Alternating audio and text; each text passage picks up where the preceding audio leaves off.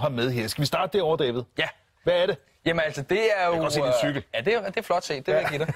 Men det er simpelthen det sidste nye inden for hjemmetræning. Altså, hvorfor er det, man skal nøjes med at være ude på landevejen eller sætte sig op på cyklen og sidde i sadlen, når det altså kun er godt vejr? Man kan jo også tage og sidde derhjemme. Og sådan en her, det er en kicker, hedder den. Wahoo Fitness Kicker. Og kicker er altså en anderledes home trainer, og som du så lige præcis... Kan muligheden klare den? Det går lige.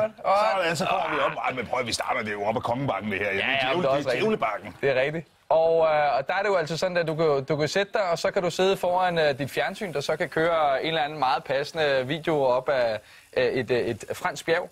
Og så har du fornemmelsen af at banke afsted.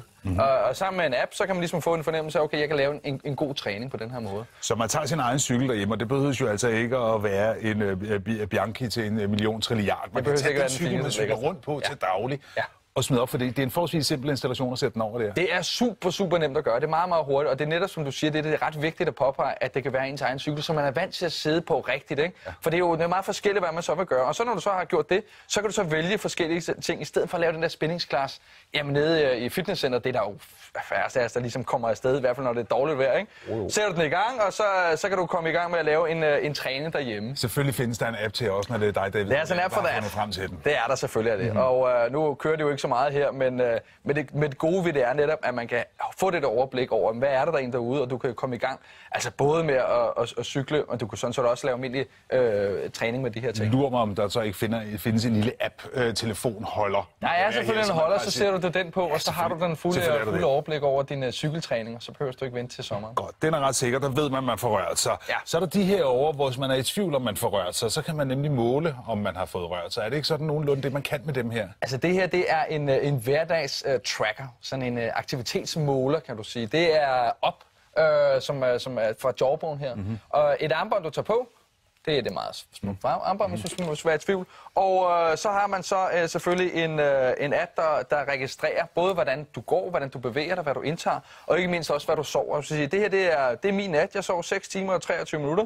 Og jeg kan se, hvordan jeg har sovet. Det vil sige, de der hverdags aktivitetsmål, de er jo ikke som sådan helt nye. Man har set dem før. Hov, skal vi lige hoppe ud af den og ind igen.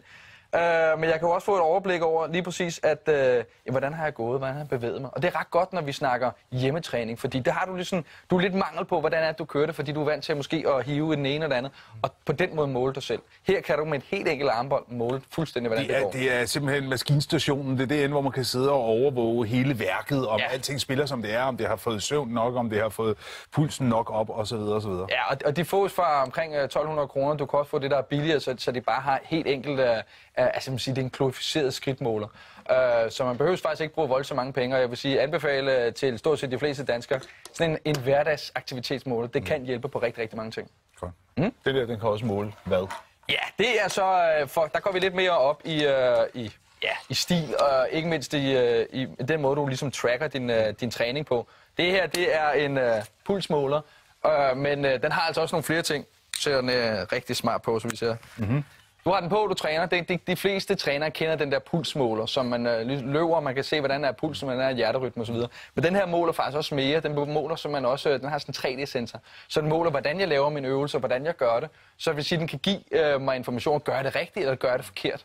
En rigtig god ting. Og sammen med et hav af apps, så kan den her være et virkelig godt hjælpemiddel til din hjemmetræning, vil jeg sige. Så der kan man i virkeligheden også sætte sig et mål ved at tro inde på sin app, og så sige, jeg vil gerne opnå det her, og så får man en ding-dong, når man er nået dertil. Det kan du gøre. Altså, der er sådan en app, der hedder Gympact, hvor det egentlig handler om, at man kan smide $5 til $50 efter din træning. Det vil sige, du satser inden for de næste uge, der vil jeg nå at røre mig 3 gange for eksempel. Og det satser jeg $5 på. Fint, så smider du dem afsted. Du har ligesom sat dem afsted, for du har ligesom sørget for, at pengene de er betalt på et kreditkort.